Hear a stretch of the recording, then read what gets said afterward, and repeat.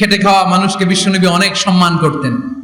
বিশ্বনবী সাল্লাল্লাহু আলাইহি ওয়াসাল্লাম খেটে খাওয়া মানুষদেরকে এত ভালোবাসতেন, বিদায় হজের মতো এত গুরুত্বপূর্ণ ভাষণও এই মেহনতি মানুষদের কথা বাদ যায়নি। বিশ্বনবী বলেছেন, আরিক্কাকুম, খবরদার অধীনস্থ কর্মচারীদের সাথে খারাপ আচরণ করো না।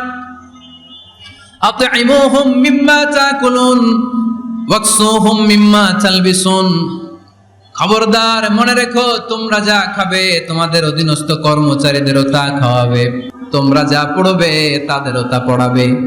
বিশ্বনবী শেষ নিঃশ্বাস ত্যাগ করে যাওয়ার আগে যেই কয়েকটা কথা বলেছিলেন তার মধ্যে মেহনতি মানুষদের জন্য কথা আছে না নাই?